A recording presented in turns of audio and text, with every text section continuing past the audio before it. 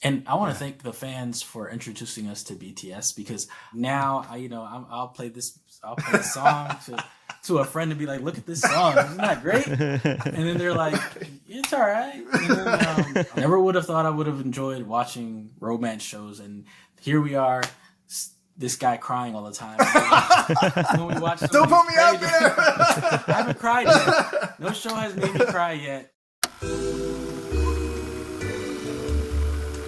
3, 2, 1.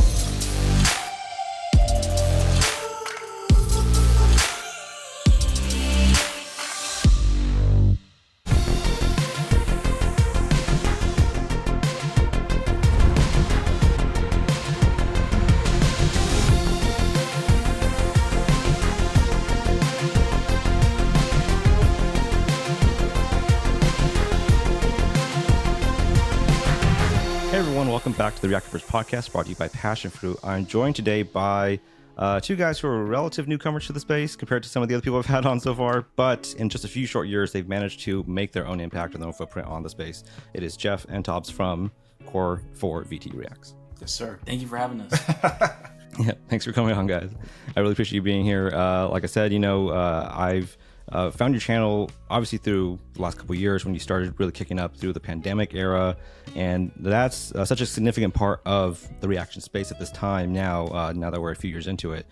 You're affectionately what I call the pandemic babies of the space, people who sort of kicked up during, and you thrived during that time, which is like such a important part of like how your channel grew, I think, and I really want to sort of examine that with you. But besides that, you guys obviously launched into the Reactorverse, as we call it, very quickly with a handful of shows really early on that sort of helped you kind of really climb the ranks there, and now you're close to 100K subscribers, so congrats on that. Yes, sir. Thank you. We appreciate that. You're on the threshold of it right now. Right. So to venture obviously to the start of the whole thing, to get back to the start of the channel, I'm curious how the channel got started, because looking back at it, you started with vlog content, and that was kind of like a natural gateway a lot of reactors sort of start with. You start with that, it evolves into like sitting down with your friends, watching stuff. And I want to ask, what was the sort of motivation behind that, starting the channel with the vlog content? So what kind of happened was, if you go on YouTube, there's always people vlogging, just kind of like expressing who they are. And so I always thought like our friend group was always a group that is just, we're funny. So basically, whenever we hung out, it was a kind of time to just like, how about we just sit here and vlog everything? And that's kind of how everything started. And so we have a big friend group, and it's kind of silly when you think about it, but we kind of like name ourselves, like create a name. And so the big group was called the Vibe Tribe, hence the VT. Right. And it was me and 3 other guys. We also called ourselves the Core4. And so basically we're just kind of like hanging out with each other, and just whatever we do, we just record it. And basically the vlogs, they weren't really doing numbers like that. We created about maybe like 10, 15 vlogs. They weren't really doing numbers like that. And there'd be some tough times where we have to like meet up, because we had a big friend group. And so like having a big friend group and meeting up all at the same time is kind of hard. Right. So basically, since a lot of the times we couldn't meet up, I just took it upon myself to record reactions to certain shows that I was interested in. So if you look back way in the channel, I recorded Legend of Korra. Yep. And I started to see a trend of the views getting higher, the subscriber count getting higher, and I was just like, huh. So instead of having a Core4VT vlogs, I changed it to Core4VT Reacts. Right. And since the subscriber count was going up, the views were going up, and then at one point Jeff, he hit me up, and when all the Marvel MCU Disney shows were coming out, he texted me saying, well, we should react to WandaVision. And for some reason it didn't happen. And then Falcon and the Winter Soldier came out shortly after. And that's when we started recording. And then, once we started recording episode by episode, our views were going up, the subscribers were going up. It was like wildfire. Yeah. And I would never forget episode 4. That's when we hit 20,000 views. And for somebody that's starting out on YouTube, 20,000 views is a lot. Yeah. So, and then after that we did Loki, and then Invincible, and then it kind of just stuck and we kept recording. Kind of to echo off what he said, I remember when he was like, when he spoke about doing the Legend of Korra, when he was doing Legend of Korra like right in the pandemic. So I believe you had like pretty much nothing really else to do, and you were kind of like, let me just do something for fun, just to keep the videos and content going. So I remember hitting you up when you had hit maybe, I think he had maybe about 500 views. And to me, you know, the average person, I was like, wow, that's crazy, because when you normally release a YouTube video, you're not expecting very much from it, especially if you don't have like, you know, a core following or anything like that. Yeah. But so that, like you said, when you hit around 500, I was like, you know, the Disney Plus shows are getting ready to drop on TV. You know, you should consider watching those. Like you said, we WandaVision came out, and we kind of like wanted to see how the show was going, to see if it was a good enough like show to react to. And then when Falcon and the Winter Soldier came out, we were like, let's just do it. Why not? Yeah. Right. And Jeff, you were part of those early vlogs too. You were kind of there from the beginning in some element. I guess I wanted to ask, how did you two meet? What's the story there? Yeah, so actually we've been friends since high school. So I think that might have been maybe 2015, 16, maybe even 14. I think we got into high school, but I don't think we were like officially like hanging out and doing stuff until 2008. Oh shoot! Yeah. That's college. A few years ago, before the channel started. Right. No, way before that actually. 2007, 8 was when we actually first met. I don't know. I mean, we were probably like 14, 15. You know, high school. So then we had the same friend group, and we always just kind of hung out ever since then. So we've always been really close, and we've always lived fairly close to each other. So. That's pretty much the story on that. Yeah. And yeah, you mentioned like, shifting from the vlogs into the reactions in that first year. Obviously it was difficult to, I guess you could say, get everyone together because of the pandemic, sort of shutting everything down. Coordinating that must have been like a uphill battle that first year, trying to get that going. When you started with Legend of Korra, did you have sort of an understanding of the reaction space? Was it something you had already been like sort of informed upon, but from like other channels? Yes. So back in the day, I always watched reaction videos. I loved it because, you know, the fact that you can watch something and then watch a group of reactors, and then you guys having the same emotions and feelings at the end of the video is just amazing. So I always told myself, I have amazing reactions when I'm completely like mind blown to certain things. You know what I mean? So I was just like, you know, if they can do it, why can't I? And one struggle and one challenge I will say was editing the videos and not getting copyrighted, because I didn't have a formula. I tried to, you know, see what the other reactors were doing, but whenever I did it, it would just get blocked or get copyrighted. I almost gave up. So, but I was just like, let me just keep trying. And then eventually it got through, and it said no restrictions. And then I was just like, is it eventually going to say I'm copyrighted later? Because, you know what I mean? So, and then, that's kind of how that happened. Yeah, the Legend of Korra reaction started in the middle of season 3. Was that where you actually started, or did the handful before that get claimed and taken down? Was that the issue? Yeah, so I watched because I loved Avatar: The Last Airbender. And so I watched Korra, the first season, the second season. I think with the third season or second season, it happened so long ago. I tried to edit those reactions, but those videos just wouldn't upload, so I just kept on watching. And then eventually I got to a certain point to whatever episode that I first uploaded, that video got through, and I ended up uploading it. Yeah. Right. And then from there you were able to finish out the season on that. Like you said, eventually you evolved into the next step, which was Falcon and the Winter Soldier, making that the group reactions when you brought in RJ and Jeff. Jeff, did you yourself know about the reaction space, or did you have to kind of explain to him what the deal was for that? It's kind of funny, because what you say is kind of the opposite. Is when I started to see that his videos were starting to get some views, I was like, people really watch videos of other people watching videos. Yeah. And I really like looked into it, and it was a huge thing, and it still is a huge thing. It's getting even bigger. I myself fell down that rabbit hole, and I didn't watch the shows. I was a big trailer person. So I loved watching some of the especially like Infinity War reaction trailer. Like that's around that Marvel time. I was like, that's when I really started to get into the reaction like universe, I guess. Where I was like, oh man, like this is actually fun to see other people have similar reactions that I have. And I think Toby's one of a great, something that people always say about Toby is his eyes.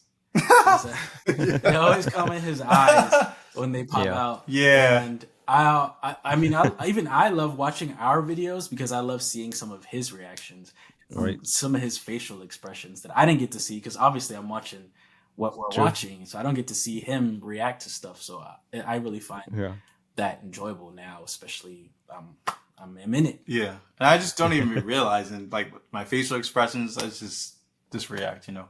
Yeah. You're right. That's a good novelty to go back and watch. If you have partners, you know, you get to be able to see what you couldn't see from the side of you when you were recording it. Right. So yeah, you started with Falcon and the Winter Soldier after Legend of Korra, and that sort of launched you further into the reactor space because I spoke with my friend Greg Alba about it, and the way he put it was, you know, after a year of the pandemic, everyone's sort of being isolated.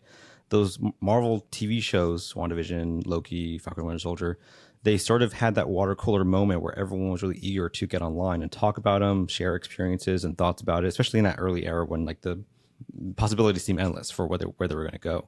Another part of it was that I found you guys from the Gamma Ray reaction compilations that were being put out at that time, which were being edited by Johnny Odell, who's now on his own channel, J2O.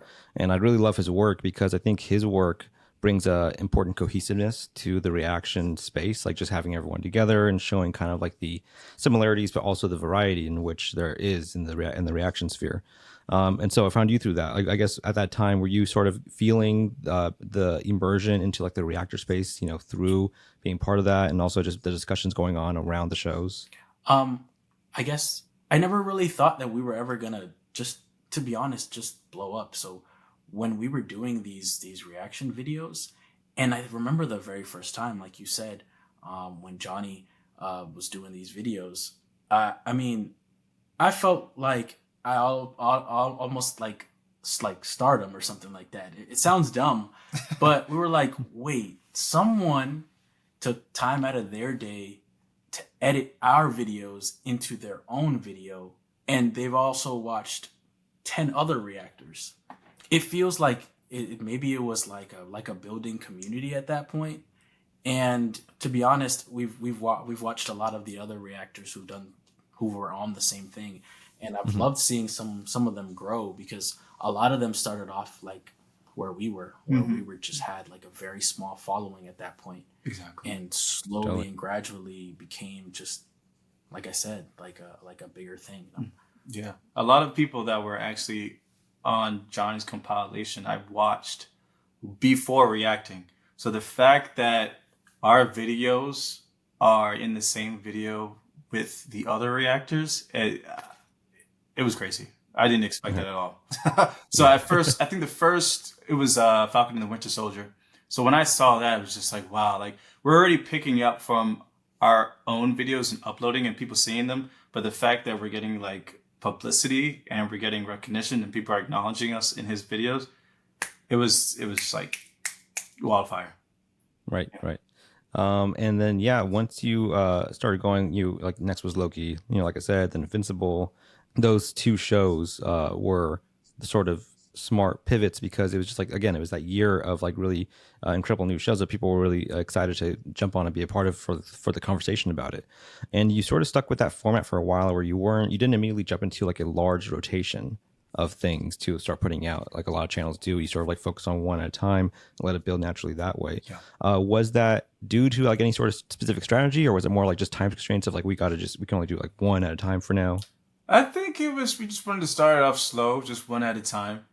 Also, the Marvel shows were really trending at the time, just because it's the first time Marvel has done that. So I think that's pretty much what it was. Just I can speak for both of us. A lot of it also had to do with just time frame, the time that we had to record, and the time that you had to edit, because I think back then when you were editing the videos, it took you a little longer than it does, much longer than it does now. Just starting out. You kind of were just Right. You were kind of just learning to do it and watching other videos in order to learn how to do it and what to do, what to add, which parts to take out. Yeah. That it's unfortunate a little bit for us, because it's even been like that till now, because I think there's a lot of stuff that we want to get into. We just don't have the time because we have other jobs and just family. But the hope is that we actually start releasing more and recording more. So that's the hopes that we eventually can get there to that point. Right. But I think that was the main thing. It was just like, we can't do too many shows, because then we don't want to be one of those channels that doesn't finish the show. Exactly. Or takes forever to finish the show. Or we want to have that consistent video coming out maybe every other day or so. Or it was less than that. I mean, I think it was maybe like every 3 or 4 days. Now we're trying to at least release, I think, maybe daily or every other day. Definitely. Yeah. The risk of overpromising, underdelivering, is always a thing that you don't want to run into. I think, as any creator says. And for that week to week show that you were following, with Invincible and so on, it was a decent strategy at that time, because you were catching the algorithmic wave of shows kind of carrying you into like everyone else's recommended and feeds and so on. It was a good way to sort of like sustain yourself at that beginning. And then I think the big show that really sort of kicked up a new era for the channel was Squid Game. Squid Game became such a huge show for you, and that sort of set a precedent for what a part of what the channel would become, which is like Korean content. And that is now such like a significant part of like what your rotation is. Korean content, the shows or films, like, was that something you were familiar with before starting the channel? Not at all. I think Squid Game definitely brought more awareness to K-dramas, especially for me, because I wasn't really watching Korean dramas like that. Once we did Squid Game, we kind of just got, people loved our reaction so much that people were just like recommending different K-dramas. And then one of the K-dramas they recommended that we looked into was called My Name. And then we absolutely loved, that's actually one of our top K-dramas right now. I had no idea that the Korean film genre was so huge the way that it is here. Like, you always imagine, you see these shows on Netflix and then you think to yourself, oh, this is probably just for the global content. But really, there's a lot of people here in the US who just love these shows. And like you said, and when we watched Squid Game, there was just so many recommendations for shows like My Name, to as we were like, well, this show did so well, why don't we just, capitalize and do the next thing that so many people are recommending. And once you knew it, man, we went down the bunny hole. And then even today, there's a bucket list of shows that we would love to watch. But just, you get into shows that have 20 episode seasons that are an hour long, and like, it's fun. We want to do it. We just don't have the time to do it. Exactly. Yeah. It's a good problem to have. It is having that much stuff to watch, but it's hard to get over the hill of it. In that early era of it, were you mainly navigating it through the recommendations of like what your commenters were telling you? I would say so. Definitely. Yeah. Other than like the stuff that we already knew, which were mainstream, like Invincible, Game of Thrones, like Marvel stuff. But the K-dramas was definitely something that we had no idea like where to even start or where to go from. So definitely, I think the recommendations were where we pivoted and kind of helped guide us. Yeah. Is there anything about K-dramas that feels significantly different from American television, American cinema that appeals to you? Yeah, I think it's the culture. The culture is really different. We actually plan on taking a trip to South Korea. There's sometimes some things that we just don't understand, but people will put in the comments and tell us what it means. Yeah, I agree. Right. I think they focus a lot on the quality of building up a character. Mm-hmm. I think that's what I would say, which is the difference. I think sometimes a lot of the shows here are much about that action-packed, like big scene, whereas some of the K-dramas take their time kind of building the scene or the story, which is, in a way, like I said, it's good and bad, because we get some of these shows that are Marvel shows and they're just 6 episodes long, and you're done with the show. Right. 8 episodes, and I do love that. The bad thing about some of the K-dramas is, sometimes they're a little longer. So you get the good and the bad and everything in the middle. So right. And I guess the audience, the commenters' audience, like, was that? Do you recall kind of what that shift was, finding like new commenters and audience members through the K-dramas? Yeah, I remember significantly. Once I say it, you'll probably remember. Is once we started doing some of these like K-dramas that were more about maybe romance or just a regular story. It was, or even not even just regular stuff. The fans just absolutely love it and just say amazing, great things, such as like, we love your reactions. We love this. I showed this to my mom, showed this to my, family members. Like, you could help get me past this moment that I was struggling with. And I was dealing with this, and that, and your videos bring me joy. So I definitely do think that these shows sometimes are like just soothing for the mind sometimes. And it's really great and really like touching to see how these reaction videos are affecting other people's lives, and that we can actually do something like that. And not just them watching that show and enjoying it, but then again, getting that extra from reaction videos. And it's crazy because some people actually tell us that they watch a certain K-drama just so they can rewatch it with us and see our reactions and understand the story. So, I mean, going back to what he said, our community is great. They check on us. They check on me more than my actual friends in real life. So, I mean, it's crazy. Yeah. Well, you said that people watch some of our shows. Again, there's people who have also said that they're watching a show just because we're watching it. Yes. Which is Yes, even crazier to me, because it's like, how? Like that, we love it. It's amazing. And we do truly love our fans, because that just makes us want to keep going and keep doing what we're doing. Exactly. Yeah. That sort of symbiotic nature of input output, that, they watch it because of you. They want to see your reactions to it, so they will engage with the content itself, so that way they can enjoy it with you. Yes, it's a very big motivator. I think I've seen from a lot of channels with the way they're able to garner an audience that, again, is there for them, there for their insight and their opinions on things, and that helps generate a genuine interest among finding new things. And the fact that you ventured into K-drama, not having been exposed to it prior to the channel, is really such like a sort of miraculous, impact on what this sort of format can do for people. Because I know, for the same thing, Alice in Borderlands was such a big one after Squid Game that, blew up for a lot of channels that didn't watch K-drama too. So that's such a significant part of how that impacts just the culture of American viewers for this space. And that, I think, goes hand in hand with also anime. I think anime is such a big part of reactions at this point, and the sort of natural pivot people take into it. I think the first show you had on there for anime was a Spy Family. I think that was the first one that tried out for the channel. Yes. But we ended up not finishing it because we got blocked so many times. Exactly. Yeah. Right. Actually, our first one might have been Castlevania. Oh, yeah. Oh, right. Some people that's a gray area. Some people consider anime, some people don't. Yeah. So, but Yeah. as far as Spy Family, we uploaded it on YouTube, but we just kept getting blocked and copyright. I'm just like, oh my goodness. So and that's a big part of it. That is, again, sort of the trial by fire of anime for reactions, is that it opens up the doors to okay, now I got to learn sort of the ins and outs of navigating that content to keep it up and so on. And Yeah, it's very, very prone to blogs, prone to strikes, so on.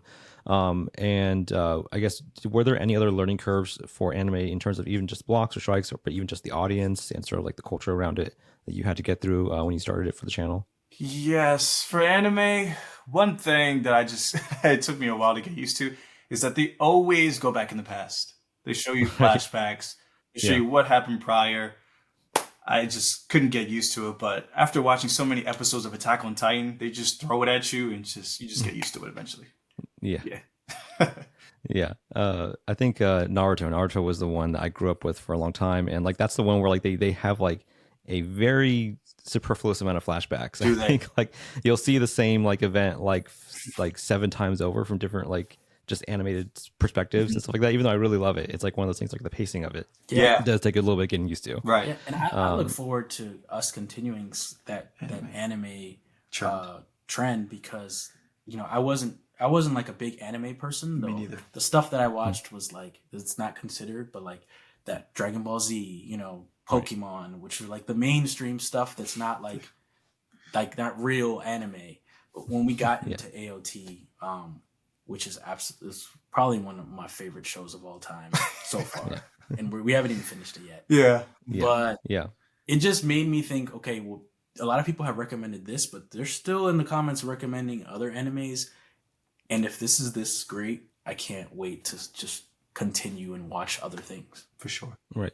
Yeah, Attack on Titan is like a very common gateway anime for a lot of people. Like you said, like Dragon Ball Z, Pokemon, like sort of Digimon, Yu-Gi-Oh. Those are the things that are like expose you very early on in childhood. Same for me. Like I had the same exact sort of exposure to it.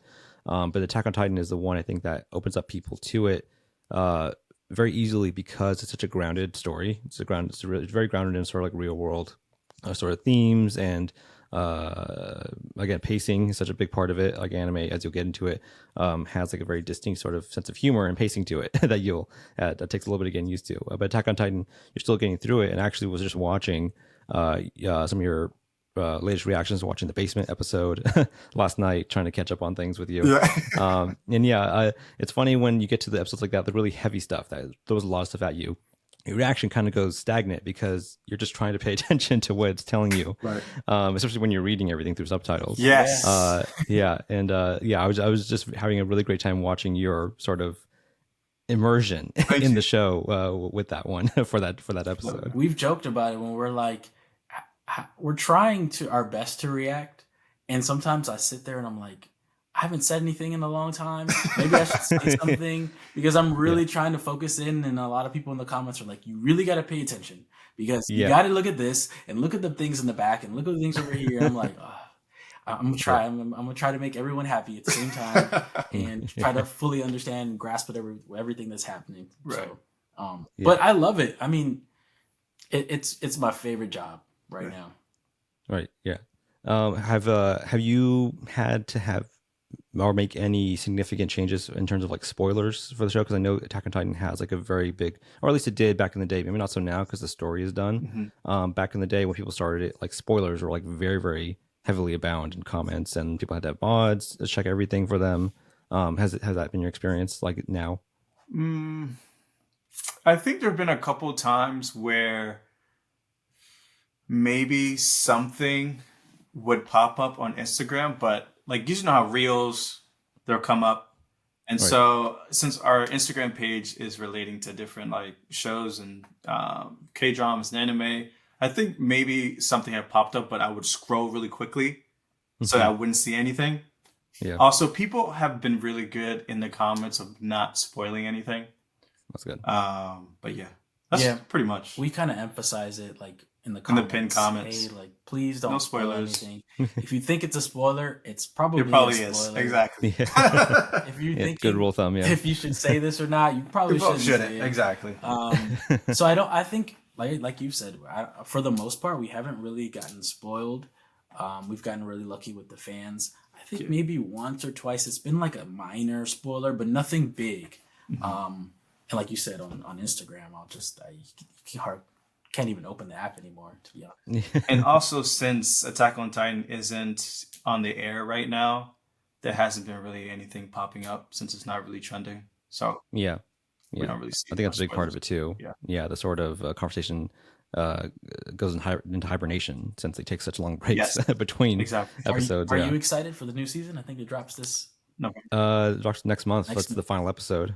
Yeah, and that'll be the end of the show. Finally, it's a show with 4 seasons that's been on for over 10 years. Crazy. You know? It's crazy. Yeah. And we went through it in like what, 4 months? Yeah, I think so. yeah. You guys are blessed. Yeah.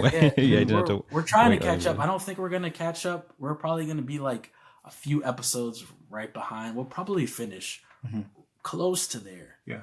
And as soon as it comes back on air, we're going to have to stay off Instagram because, it's going to be spoilers everywhere. So Right. Yeah. That's true. Yeah. But like closing out the year, probably with that, I think, we'll close out 2023 and we're sort of getting into, yes, I think the stabilized sort of post-pandemic era of, for the world in general and also for the reaction space. Did you notice any sort of shift this past year in terms of just like the audience, like engagement or like availability, even your own availability, maybe getting back to work, in terms of like just getting back out into the world? I will say that I personally, maybe it's just coincidence, but I feel like there's a lot more content out now, and I feel like it's harder to pinpoint what we should watch and what we shouldn't. And I never told you this before, but I can't even really watch shows outside of the channel because me too. I'm like, is this going to be a show that we might want to react to? Yes. Right. And I'm like, maybe I should just not put it on. So half of the time, to be honest with you, I don't even watch TV that much or shows that much. Me neither. We're going through the same thing. YouTube is my show. Like I watch stuff on YouTube instead of watching stuff on TV. I think there's for sure stuff that we know, okay, that we're probably not going to react to this. But I think, sorry, I just kept talking. I don't even remember what question. Is there like a shift or a change? Oh, yeah. So I think there's a lot more content now. And I think the shift and change is that maybe it's harder to figure out what's worth reacting to and what's not. Us, for example, there's a lot of Star Wars stuff that has come out, but we're mainly on the Star Wars movies and not so much shows. So when we see some of these shows that come out, we're like, do we watch it? Because we don't want to watch it and then be confused and look dumb. So I think there's just a lot more content now. I would say so. Yeah. That's the change. That's the shift. There's just a lot more content. As the more shows we do, the less time that we have to do for the less time we have for other shows. Yeah. Right. Yeah. And the issue of saving shows for the sake of the channel. Like it's a tough thing. It's a tough thing to coordinate, with yourself. Yeah. I'm the same, not for the sake of outputting content, but like for the sake of having a significant other. When you watch something, you're like, I got to save it for them. So I spend my time on YouTube. That's my new show. If I'm watching stuff by myself, exactly. Have a lunch by myself or something, I'll watch a reaction or something. Yeah, I've had a lot of times where I'm like watching something and I'm like, great, you're gonna get mad at me for watching it, or if I've watched it already, it's like, yeah, it's just, you already know. You have a significant other, you're like, I can't watch this without her, right? Or else she's gonna get mad at me. Or it's like, I have to watch this, so you got to watch this separately. We got to watch it. Yeah. And this year obviously saw like a change in the channel, with RJ departing, and you both asked for privacy in a community post that you made about it, which we're going to respect here, obviously. But I just want to ask, in the post era of that, and now we're a few months into it, I guess how has the dynamic sort of like stabilized between the two of you? Just like, again, having like a third person is like just significant to have like sort of like that bounce back and forth between the conversation, but now just sort of like just shifting the balance a bit. Like how has that been for you? I think we kind of said it in the beginning when we first sat on the couch. We were kind of like, because we always do our intro, we always do our review, so always just the commentary wasn't as much as it was when we had 3 people. So we kind of just had to learn and adapt that it's just, me and Jeff. And so as we learned and adapted as time went on, it got easier and easier to, right.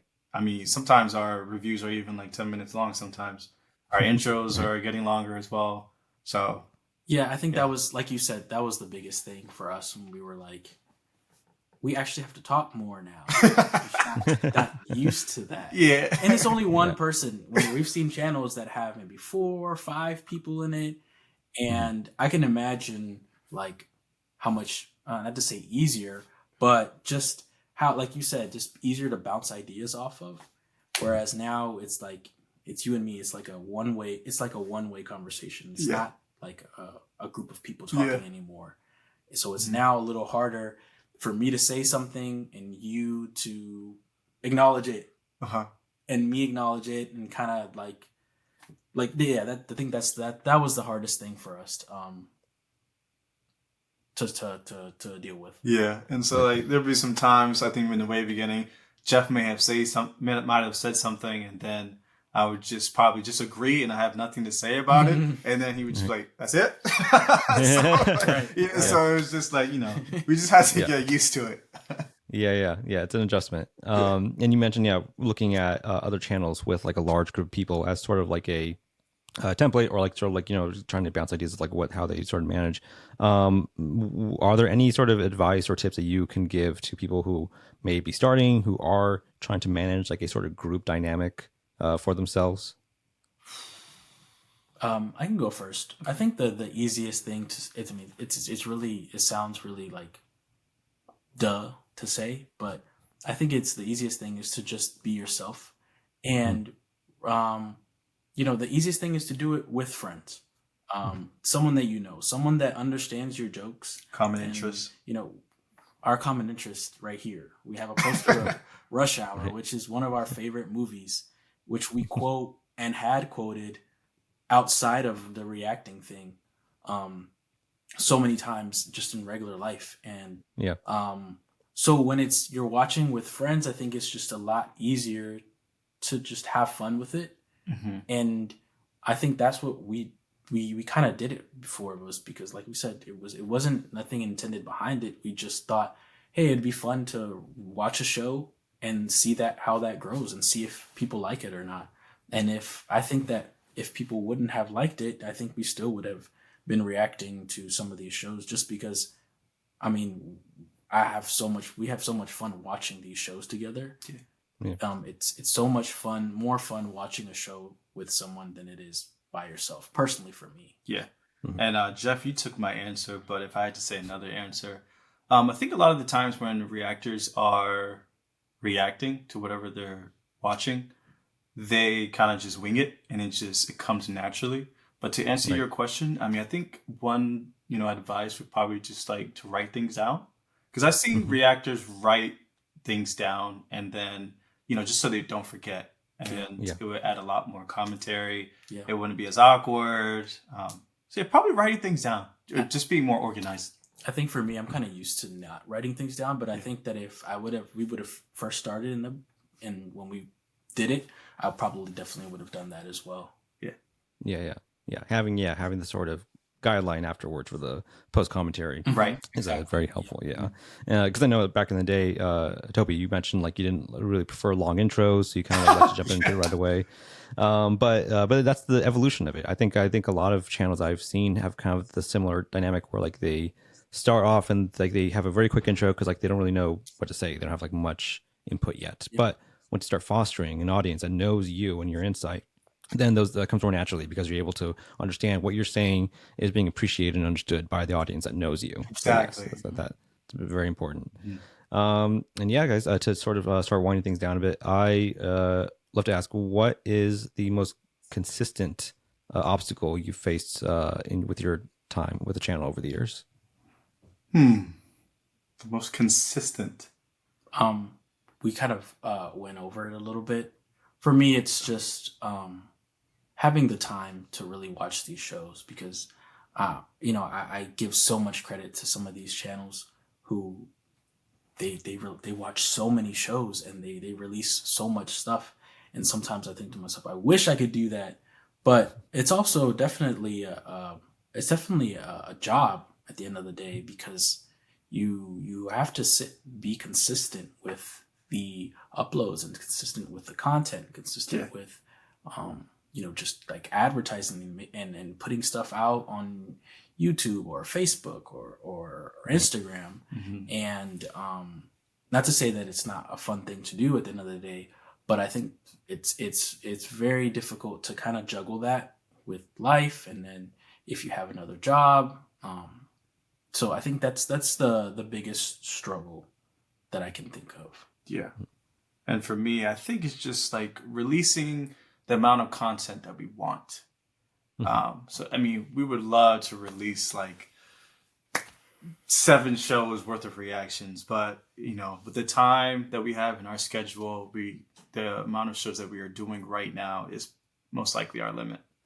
So I would say that's probably the most consistent challenge over the years, watching the amount of shows that we would want to. So, yeah, right. Yeah. And how do you feel you've grown with the channel over the years on a personal level? On a personal level? Yes. I think that I have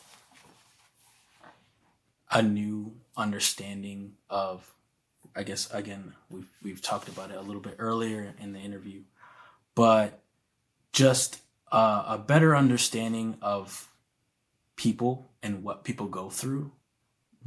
So maybe just the compassion feeling or for people, because like I said, we've had so many people in the comments who have DM'd us and said, our relative has just passed away, and watching your show has really brought that feeling, helped me get through that feeling. Yeah. And so I would say that my emotions for the people and our fans and has really driven me to hope and wish that I can do this full time, and that I can continue to just put a smile on a person's face at the end of the day. If one reaction video that's 30 minutes long or however long can make someone's day better, that truly does make me happy. And to see those comments on YouTube. Yeah. We used to do that a lot more. I think I want to go back to just sharing it on Instagram and sharing these like heartfelt messages from people. It just makes you enjoy what you're doing at the end of the day. Exactly. Totally. And to piggyback off what you said, for me, I think it's the connection with the fans. Because there have been some people that have been with us since the very beginning, and they're still with us. And we recognize their name or their Instagram name, and they'll message us, and it's just like, oh, hey, how you doing? Like, oh, hanging in there. We're doing this show coming up. I can't tell you the amount of things that we've gotten in our P.O. box. And I mean, like 3-4 pages long of how we make somebody feel. I mean, we've gotten gifts, we've gotten snacks. Yeah. I mean, just the connection with the fans. I never would have imagined from where we started in 2021, March, April, to like where we are now, almost at 100,000 subscribers. Yeah. It's crazy. Yeah. Yeah. Again, to just re-say what you're saying, I never would have thought that we would get a box full of Korean snacks or, a gift of a pillow that has our face on it. Yes. It's really crazy, and it just really makes us understand what we're doing means something, even if it just means something really small. It means a lot to us. Exactly. Totally. That's very perfectly said. And I think that kind of ties into my final question, which is beyond any financial or monetary value, like what is the most rewarding part of the channel? Which may be that. Yeah. I think from, like we said, in terms of just, I also will say, just to I don't know how to say it, but it's brought us closer than we already were beforehand. We have a new bond where it's like, these shows are one thing, but our friendship has grown even more to the point to where, like, I moved close. I just bought a house and I moved closer to you because I felt like I had to, and better. Run down here. But yeah, I think for me that's it's built that bond between him and I. It's built that bond between because, like you said, if we're enjoying what we're doing, we're able to put out something that's very positive and hopefully the people who watch also enjoy it, feel those vibes, and just are happy at the end of the day. Yeah. And for my answer, I mean, ever since high school, we love putting smiles on people's faces. You know, we're goofy, we're funny. And so the fact that we have stuck with that since high school and like incorporated that into the channel, it's just, I can't tell you the amount of people that have messaged us and said, oh, I had a terrible day at work. I'm so happy that I get to come home, get to eat, and then I just get to watch the videos that you guys uploaded. So, and I want to thank the fans for introducing us to BTS, because I had no like interest in Korean music, or not to say that I had no interest, but I just wasn't on my radar. Yes. And now I'll play this song to a friend and be like, look at this song, isn't that great? And then they're like, it's all right. And then, but yeah, I think that's very rewarding in itself, is just growing, just completely growing into different things that I never would have thought I would have watched, listened to, or enjoyed. Perfectly said. Said. They put me on to things that I just never thought I would be into in the first place. Yeah. It's crazy. Yeah. Like romance. Yeah, romance shows. K-pop. Never would have thought I would have enjoyed watching romance shows, and here we are, this guy crying all the time. When we watch, don't put me out there. I haven't cried yet. No show has made me cry yet that we've watched together, at least. So yeah, don't worry. That just makes it all the more important when you do. Right. Yes. So yeah, building up. Fans are waiting. Oh, and one thing that I don't think we brought up is just people, they love us for who we are, and it just doesn't get any better than that. They see how genuine we are when we're watching these shows. They show how passionate we are. It's the fact that you guys can see that through your computer screen. That says a lot. So right, yeah, totally. Very, very well said. All points around. I want to get into our final questionnaire of the show, which is our just 10 questions for both of you down the line. Feel free to answer as concise or expand upon about as much as you want. Okay. So the first question is, just what is your favorite TV show? That's hard. My favorite TV show? Oh, like of all time? All time. I would say, I love this show, Money Heist. The original Money Heist. Yeah. That show. Yeah. Oh my goodness. I'm trying to think of a show that comes to mind, and it's really hard to think of a show other than The Walking Dead. I knew it. And what's funny is that I haven't finished the show yet. Yeah. But the way that it made me feel back in the day, it was just, if we would have reacted back then, oh my gosh, you would have had a good reaction. Oh, for sure. Yeah, it's a common thing. Yeah, The Walking Dead was a very big catalyst for early reaction channels, back in like 2016, so on. What is your favorite film? Favorite film? I'll make it easy. I was just about to say. The series. The 1, 2, and 3. Yeah. All their movies that I always recommend are it's Shrek. Shrek is one of my other favorite movies. I mean, it's an all-time classic. And when someone tells me that they haven't seen Shrek before, you have to watch Shrek if you haven't seen it before. Yeah. Agreed. Yeah. What stresses you out? Work that's not YouTube. Yeah. Fair. Yeah. I think what stresses me out is not probably what I mentioned earlier. Not being able to release the amount of content that we want to.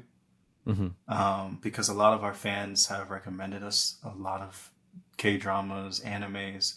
So the fact that we can't get to them because of the current shows that we're doing, it kind of stresses me out a little bit, but it's understandable because there's so many shows. We're not. Yeah.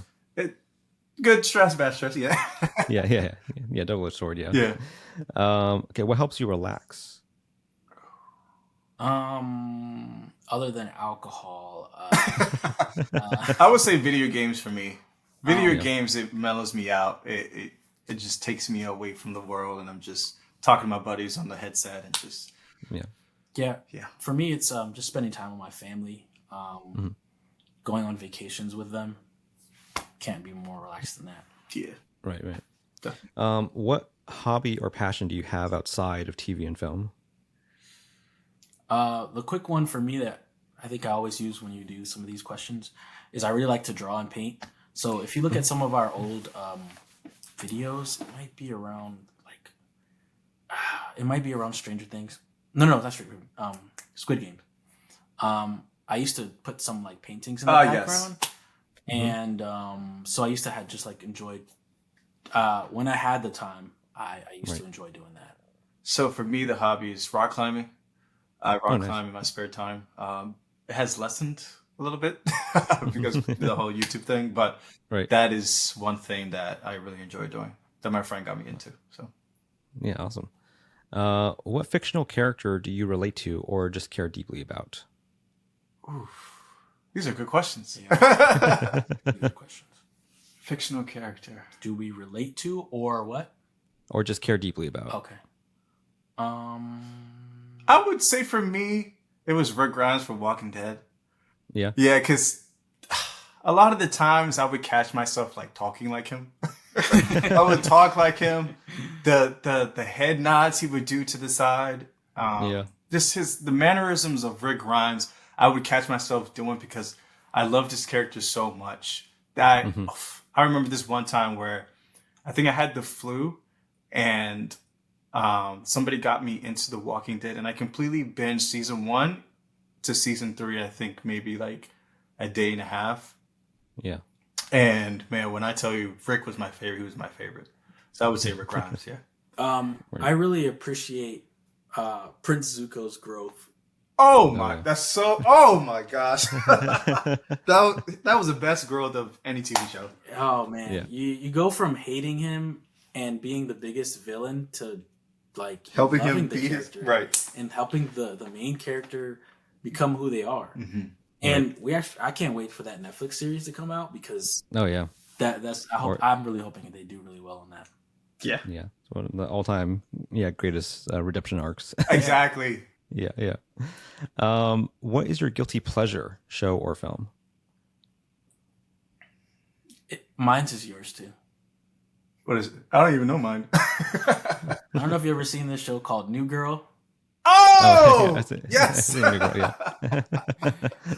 show is phenomenal. It's low key really funny, and the way that I got on the show was that when my son was born, I used to just like having something on the background of the TV. So I remember just like laying in bed half awake and having the show on TV, and then all of a sudden really getting into it and actually like laughing with it. Yeah. So I don't know if you've ever seen it or not. Have you seen it? I've seen parts of it. Yeah. I've not watched the entirety of it. Yeah, well, I haven't watched the entirety of it either. But I think I would love to sit down and actually finish that show because it's super funny. Each character is funny. Yeah. What show or film gave you your favorite reaction experience on the channel?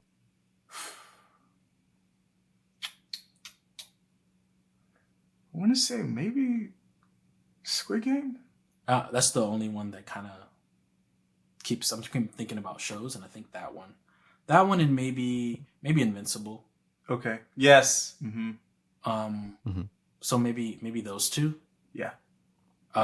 Invincible had. I mean, the first episode they killed off, which you thought were the main characters, right? And then the last episode, the fight. I mean, those fight scenes were amazing. Just crazy. Oh, I really enjoyed watching the Game of Thrones too. House of Dragon. House of Dragon. Yeah. All stuff coming back soon. Yes. What you're looking forward to. What show or film do you wish you could erase from your memory and react to for the first time? Ooh, that's a good question. That is fire. Show or movie? Yeah. Because I had a show. I just can't remember it right now. I have two, which is The Walking Dead. We talked about it. Right. For me, it was, like I said, it was my favorite show, and I think we would have had such great reactions to it. For movie, it would be Infinity War and Endgame. We don't really have time to do like movie reactions just because of how long some of these movies are sometimes. Yeah. But if I could erase it from my mind and rewatch it in person, I mean, we watched the movie in theaters together, and we were out of our seats yelling and screaming. Along with everybody else behind us. I would have loved to see my reaction watching watching those movies because I mean I think I cried. I think I cried in that in 2. Yeah. In Endgame. Yeah, I think it probably this one movie. I just cannot remember the name.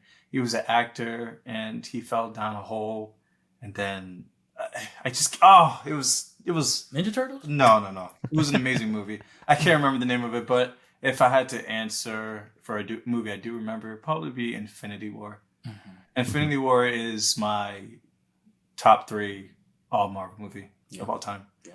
It's actually number 1. Yeah. Yeah, great answers. And final question here: what advice would you give to your past self if you can go back in time when you started the channel? I got it. Started sooner. Go for it. I would tell myself to go for it.